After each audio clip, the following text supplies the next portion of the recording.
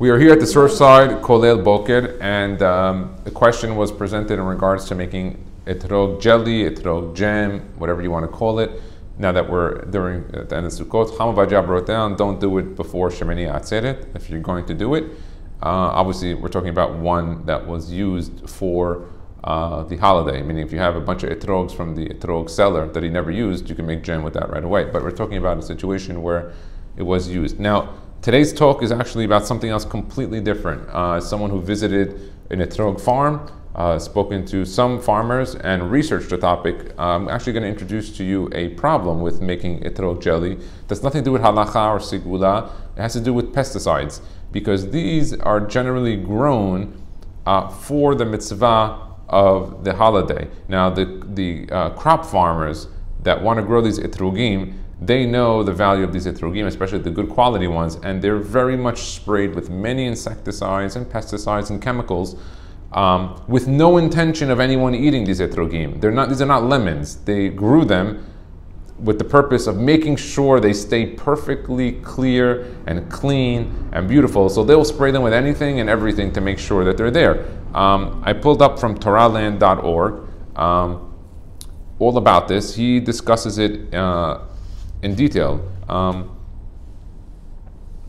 So let's take a look. Halachic discussions about sprayed etrogim. We have found in halachic literature several disqualifiers tied to their being edible. Besides the need for the etrog to not be orla or tevel, it is brought in the Shulchan Aruch that an etrog that's spoiled is disqualified for the Arba Minim. The Magen Avraham discusses a case when an etrog contains a forbidden mixture, deeming it forbidden to eat. While he forbids using the etrog on the first day of Sukkot, he permits it for the subsequent 6 days of the holidays. So what he's saying here, the Magen Avraham, is that if you put enough pesticides on it and it's not edible, he would forbid it, the Magen Avraham, on the first day of Sukkot, but it would be okay on the other 6 days, Derabanan. Others permit using such an etrog even on the first day if no other is available. Halichot Shlomo states that one fulfills his obligation using an etrog sprayed with pesticides, but explained that this is because the pesticides disintegrate 30 days after application. So after this time, the etrog is considered edible. In contrast, Hameh Shefet discusses the issue and concludes that it depends on a dispute between Rashi and Rabbeinu Tam. Kashrut Arba'at Haminim discusses the matter and cites rationale to permit and forbid sprayed etrogim. So it gives you both opinions. He quotes a bunch of things here. Let's take a look at the sources. He starts from number 2. So it's Mishnah Berura, Ora Hayim 549-45. The other is Shulchan Aruch, Ora Hayim 548-15. He brings you Magen Avraham, Ora Hayim 549-20. And then Sha'ar Hatziyun 549-48. And writes that one should avoid saying the blessing in that case where an etrog has pesticides on it. And then Halichot Shlomo is in Tishrei Adar 10-22, also brought by the Yalkut Yosef, Kitzur Shulchan Aruch 548-53. You know, you have a Kitzur Shulchan Aruch right there on the Yalkut Yosef. Can you bring it for me? The 548-53. We're talking about the two issues. One, when people make etrogim that have pesticides on it, and they end up making a jelly or a jam. Bets inside. Yeah. So we're talking about whether first a person has to be aware that there are pesticides in it, and it has to be washed really well, because the jelly that's made from the etrog is usually from the peel, which has the most of the chemicals on it. So you have to be aware of that. And then we're also discussing whether an etrog that's not edible because it has these chemicals is permitted to be used in and of itself, which is a great question. Now, what are some reasons for the heter? Okay, however, even without addressing the disintegration of all the pesticides, we can find other reasons to permit using etrogim sprayed with pesticides as part of our baminim. First, the disintegration of substance in cooking or other processes. Okay, says there are currently many studies being carried to assess the effects of various processes during the food preparation of the disintegration of pesticides. Most studies indicate that the acts of like washing, grinding, filtering, and cooking cause pesticide traces to disintegrate at varying levels. Okay, and then cooking etrog, for instance, can be expected to significantly reduce the pesticide traces should such be present. Note that in rare cases, food processing can have a negative effect on the concentration of pesticide traces, such as an increase in concentration after filtration. So sometimes the process of cleaning it can actually make it worse, and sometimes improve it. What was it? He brings in the Yalkut Yosef Kitzur Shulchan Aruch 548-53.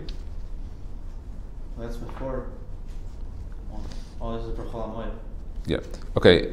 Immediate or cumulative danger. Most of the damage from pesticide traces is ongoing and cumulative and is not similar to poison. For instance, the concentration of pesticide traces found in produce is generally in parts per million. They call it ppm. And therefore, it's minuscule quantities. For this reason, comparing an etrog to something completely inedible is inaccurate because the etrog is edible, but maybe not perfectly. You found it? Over there? Okay. Number 3, the next heter. Which dash is it? 548-53, he said. 53? Yeah. Okay, let's continue. Parts of the fruit that remain clean or with small amount of pesticide traces, as indicated by the results brought below. The internal part of the etrog was much clearer of pesticide traces than its outer peel, and the possibility of finding high concentration of pesticides inside of the fruit is relatively low because they spray the outside. And so, with that, while today there is much more awareness on the issue of pesticides, it's important to note that without the use of pesticides in today's agriculture, it would be impossible to feed the world's population. In the past, crop maladies or pests would wreak severe damage and in certain cases could even lead to famine.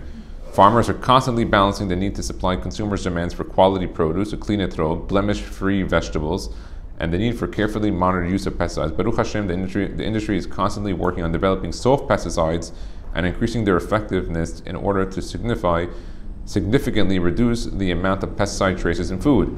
So he's saying from here that it seems that the Magen Avraham was strict to say that if it's unedible, the etrog, you can't use it on the first day of the holiday, but you could use the 6 days of the holiday.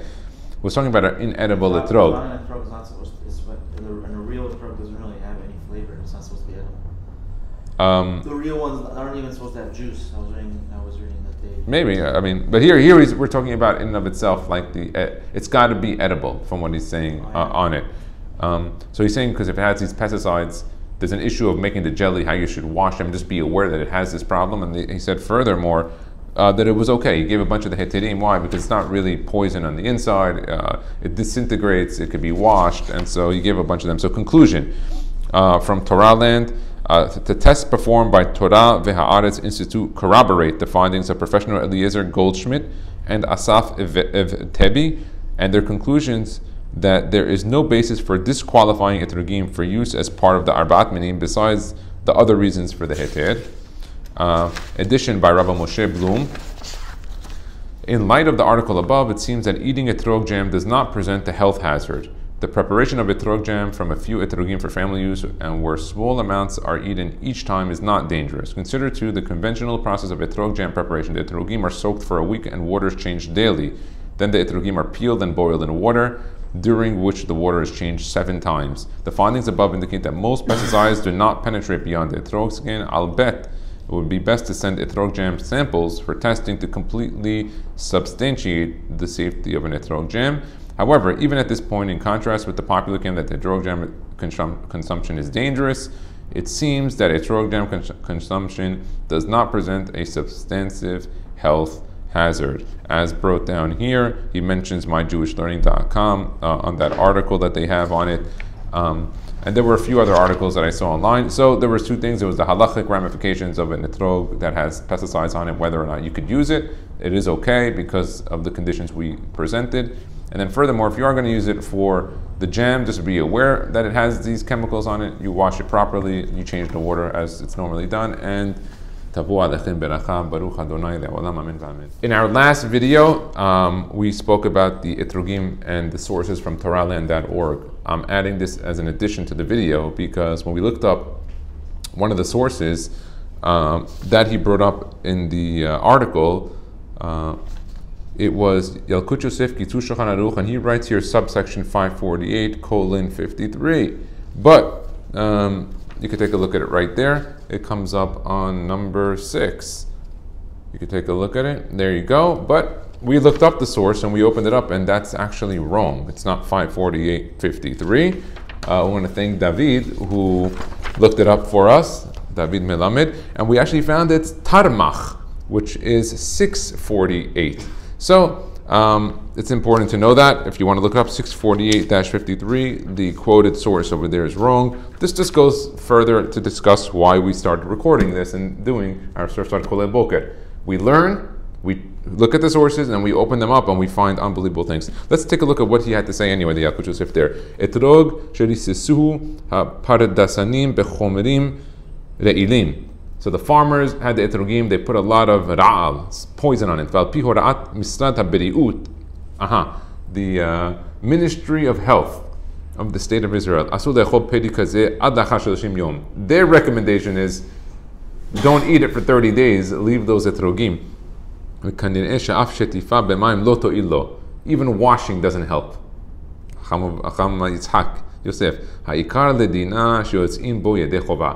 You can be Yetzeh Yodei Yechovah. Velo dami le'etrog shel tevel v'shel orla. It's not like those other tevel and orla. She'en b'hem heter achila, that you cannot eat them, so therefore it would be a different issue. Hine lefi ma shekatav halachot lulav perek zayin halacha bet deha dechtib lachem sheyeh ra'ui le'achila. When it says l'kachtem lachem pri etz hadar, it has to be ra'ui le'achila. Not only has to be yours, but edible. Lo kapid kara sheyeh ra'ui b'yom tov atzmo ela sheyeh ra'ui la'achila be'ezeh zman sheyeh. So he says here, when it said that it has to be edible, doesn't mean it has to be edible at the time that you used it, but it's edible at one point in time. Nimsa dechol she'etrog yachzor liyot ra'ui la'achila ba'avur lamed yom, 30 days miyom harisus, kasher la'mitzvah kizman memela ka'ateh. Very nice. Beautiful point. Easy, simple, and Cham Yitzhak Yosef always helps us with that. Baruch Adonai, Amen.